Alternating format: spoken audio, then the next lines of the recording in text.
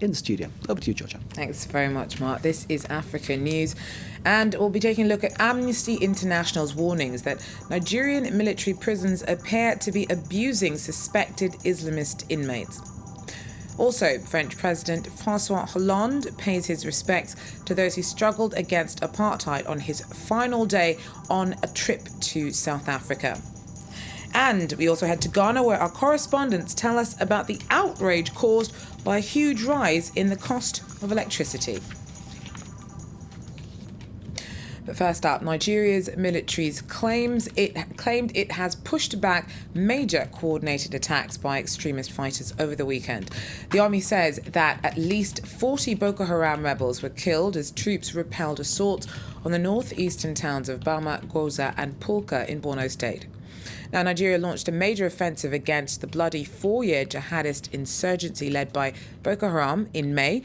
Despite frequent reports of success, though, it has been very difficult to verify the details of the campaign against the sect. Now, it's killed hundreds of civilians in its bid to create an Islamic state. But on Tuesday, rights group Amnesty International warned that Nigerian security forces also commit brutal rights abuses.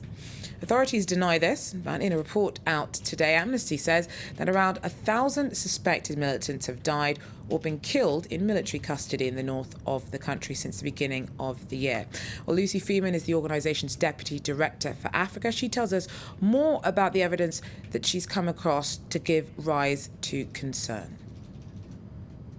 Looking at numbers as high as this, and one of the sources that we spoke to from within the military gave an estimate of over 900 people in the first 6 months of 2013 alone.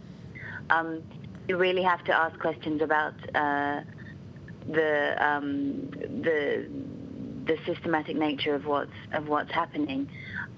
There are very concerning allegations of extrajudicial executions where people have been removed from the cells and shot, but there are very serious cases of overcrowding where there are clearly people dying on a daily basis from the conditions of detention, from being too many in a cell, from having inadequate food.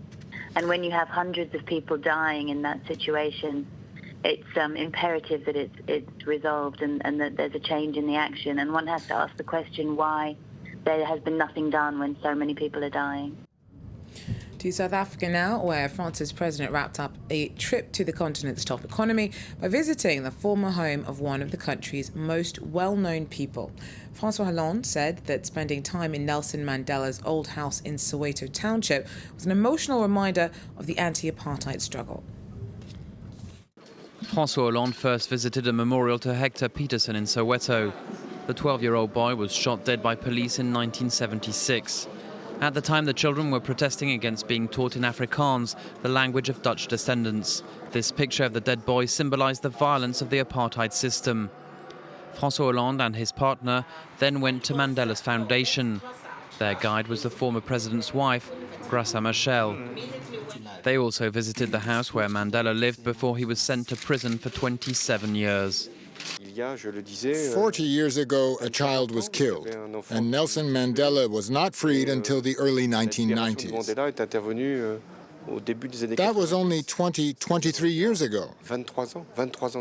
Not that long ago. That was the first lesson. It wasn't that long ago. The second lesson is that we are still fighting for human dignity, for equality, for respect, for tolerance.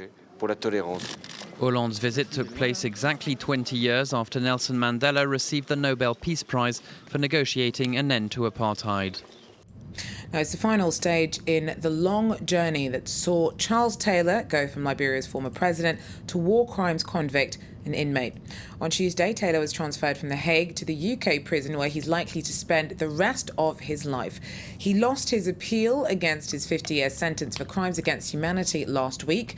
Arrested in 2006, he was found guilty of the crimes against humanity charges for supporting the bloody rampage of rebels in Sierra Leone's civil war in the 90s. Elsewhere, having been controversially seized from Tripoli earlier this month by US commandos, Libyan Abu Anas al-Libi was in New York on Tuesday, where he was charged over the bombings of US embassies in East Africa.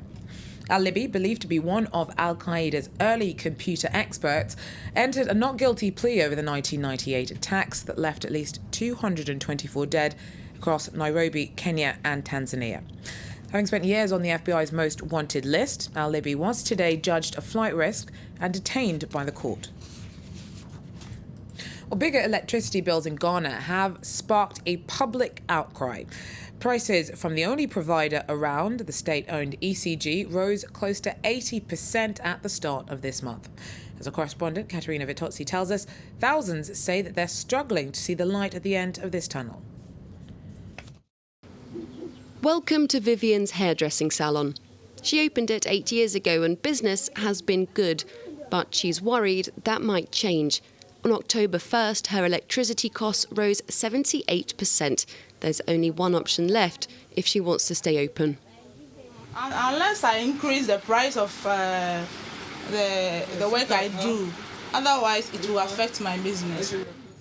Like many small business owners, Vivian uses a prepaid meter provided by Ghana's only electricity company, the state-owned ECG. It says this price rise is unavoidable, needed to balance the books, attract foreign investors and bring in money to improve infrastructure. This analyst agrees it's vital more money goes into energy.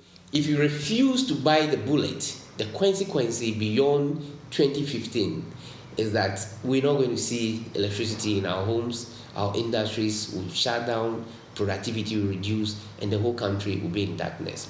This is Ghana's first utilities price hike in 3 years. The country's Independent Energy Commission okayed it. It's promised people will see a better service for their bigger bills.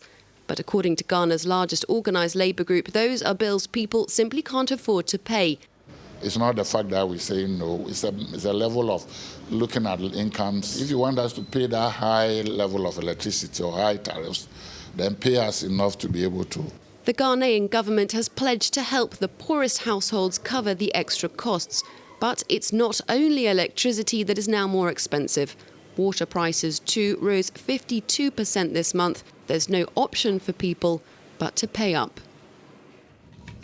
Since Djibouti's ruling party won parliamentary elections at the start of the year, the opposition has continued to accuse it of arbitrary arrests and claimed that the vote was stolen, while President Guelleh's camp fiercely denies the allegations. But political friction remains. France 24 has met with opposition leader Ahmed Youssouf Houm here in Paris. The leader of Djibouti's opposition says February's parliamentary election was stolen by the government. We met Ahmed Youssouf Houm, who's furious with the country's president Ismail Omar Guelleh. He hasn't managed to muzzle the voice of the people since the election. All those who wanted change and backed us want our victory to be recognised. We're calling for a dialogue to break the current deadlock. President Guelleh's ruling party denied allegations of fraud during the election. Guelleh has ruled Djibouti since 1999. He succeeded his uncle Hassan Gouled, who was the country's first president following its independence from France in 1977. Djibouti only has 1 million inhabitants, but its location is of strategic importance. It's opposite Yemen, north of Somalia, and controls access to the Red Sea. That's why it's home to the biggest US and French military bases on the African continent.